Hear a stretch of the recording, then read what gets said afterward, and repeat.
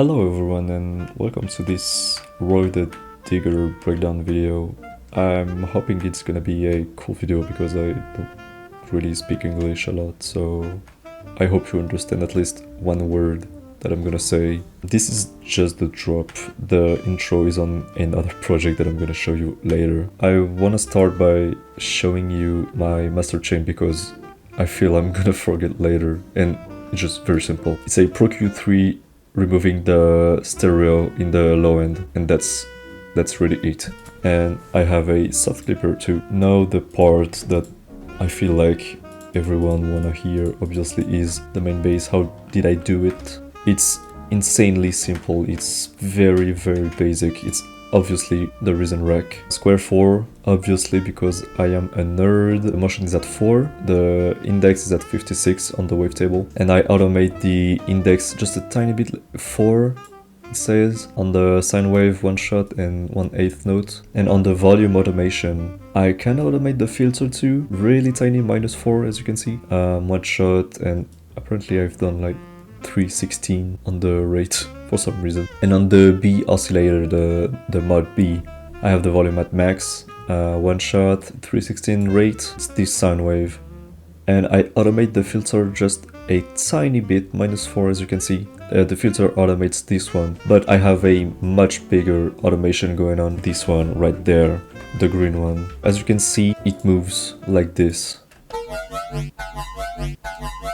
It's very tiny, but the effects after will make the sound way more bigger. The resonance is at 64, and obviously minus the best resonance ever. Then I have a distortion scream 4 on the tape one, damage at 66, speed max, compression at 0. I don't think I've touched this at all. I have a little bit of body. I think I touch the scale. It's at 115. I have a phaser, very tiny phaser, 22 in feedback, the modulation at 32. And for the stereo, I have two plugins. I have this one, Quality Chorus Ensemble, on the grain, which at 34, and dry wet at 40. Sorry, it's gonna add just a tiny bit of stereo, but I have another stereo plugin right there. I love using this, Serum FX, and only the dimension. I have the size at 11%. This size knob just adds some sort of reverb. It kind of puts the sound in the background. And I have the mix at 33%, so it adds even more stereo. Right before that, I have cut the low end on the EQ. And one very important part is the OTT. I'm gonna show you the sound before the OTT. It sounds like shit, but if I add this OTT, 60% depth, and I have 1000 time, and I'll get at 12 decibels, it sounds like this.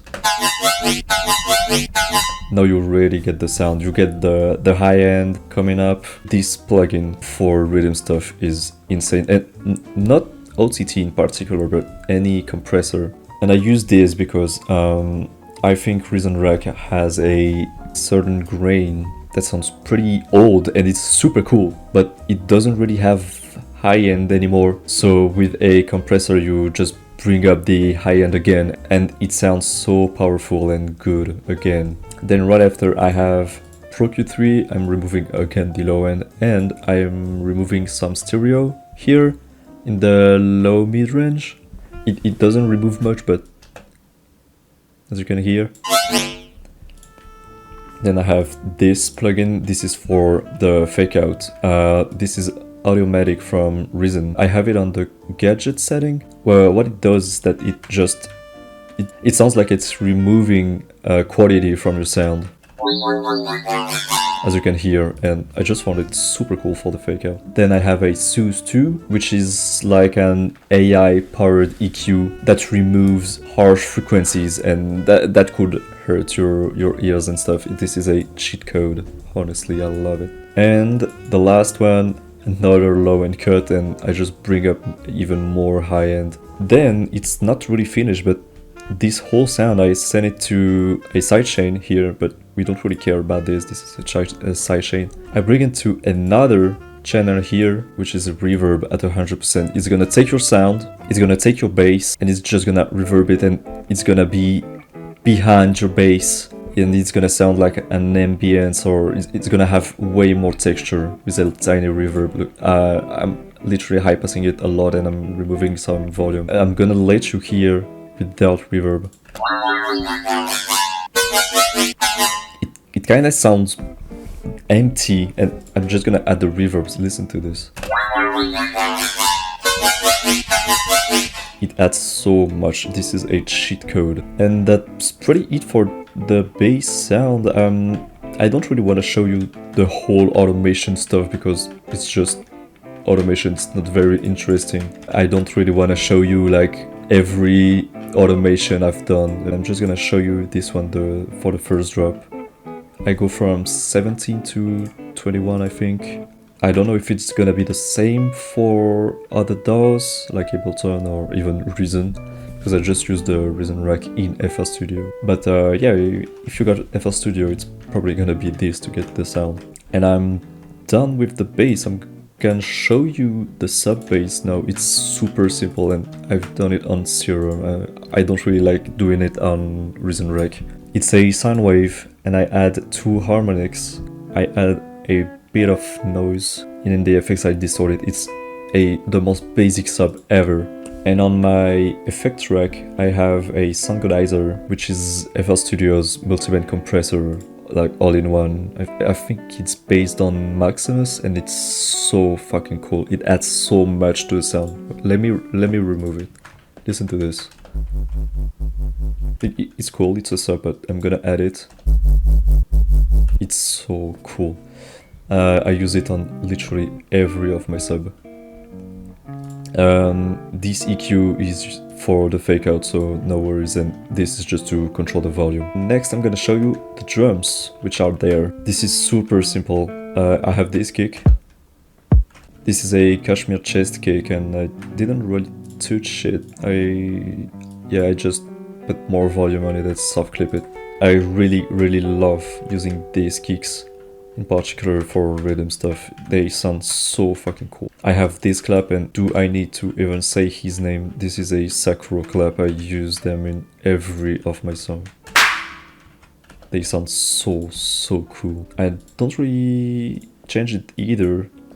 Just remove the low end, and I add more stereo, and obviously I soft clip it. And for more variation, obviously I did some kick and clap variations like this. It doesn't sound really boring. I also have this clap right there, which is exactly the same, but this is the delay that everybody uses in rhythm, which is Dub Slappy Spring from 𝗥𝗢𝗜 and under this I have this hat right there, which is a cashmere closed hat. On top of this I have this ride. This is super important. I think rides in rhythm are the cheat code. It's so insanely important. I remove the lows of my cymbals, so the hat and the ride, and maybe any other cymbals that I'm gonna use, like this crash, just to add more impact. And I also have this reverse ride just to make the drop even more impactful, like this. That's pretty much it for the drums, I think. I'm gonna show you the effects that I have, and there's not a lot, obviously. There's just this white noise, this laser, then there's this downfall laser type of thing. And for the second part of the drop, I have these strings that add even more tension to the drop. And I think these strings I added like maybe 3 days before sending the songs to the platforms and stuff. And the last thing I have from the drop are these voices, which are samples. It just adds something. It's not super important, but it adds something. I almost forgot these ambiences that I have right there. So these are basically just one hit ambiances, but I stretched them a lot and I've put them in the E3 mono mode in FL Studio, and that's why they sound so glitchy and stuff, and I think it fits very well. And I think that's pretty much it for the traps. I didn't really show like the second trap and stuff, but it's kinda the same thing, just other automations and other MIDI notes and stuff. It's just variation, and I think it's not very interesting to show. So yeah, I think I'm just gonna show you the intro project now. I think there's some things to say. So this is the intro project, and as always it's not named and it looks like shit, but it's okay. I'm gonna show you the voice first. This voice was made by Barrel of Monkeys. I'm sorry for my pronunciation. It's a guy I found on Fiverr, and he was doing those anime voices, and I found it super sick. So I just asked if he could remake the Simon the Digger intro from Juro's track, but I changed a few words and stuff, and I'm so happy about the results. He fucking killed it, and there's not a lot of it on this vocal actually. If you're gonna dig deep to the heavens, I think there's just a reverb and a delay that it's not on this channel, but I added a sus2 just to remove some unwanted frequencies. I added a FabFilter Pro DS just to remove the sound, which can sound super bad. I have an EQ that just put more volume and more high-end, just a tiny bit as you can see, and I soft clip the stuff. And I have this sweep too,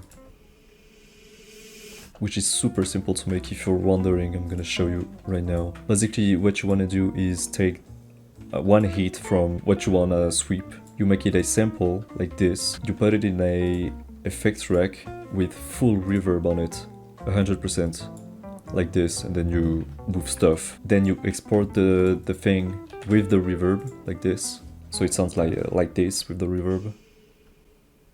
And what you want to do with this sample that you have is simply reverse and put it wherever you want, like this. And it sounds sick.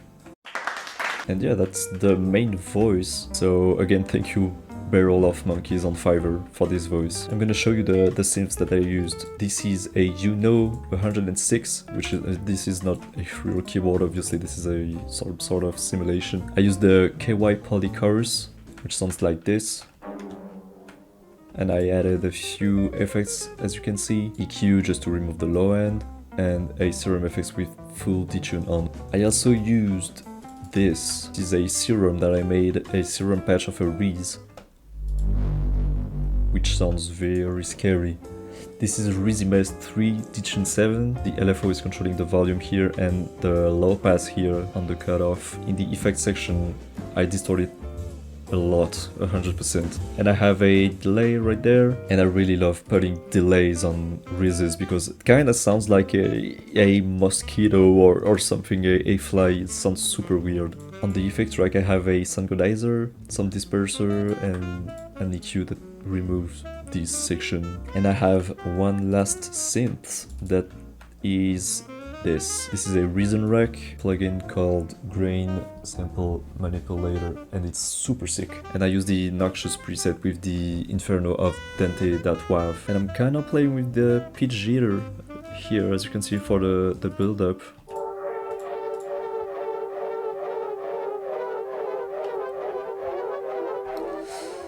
I also have the same hat from the drop playing like this every bars. I have this impact right there. I have these little effects. And I have a reverse and a crash. And for the pre-drop I have this symbol, which has a delay. And to finish, in the drop, I have the same keyboard, the 𝗥𝗢𝗜 that I showed you in the intro, but playing in the drop, just rising up like this. Just so it adds more attention to the drop. And honestly, I think that's pretty much it. So yeah, I'm gonna stop there.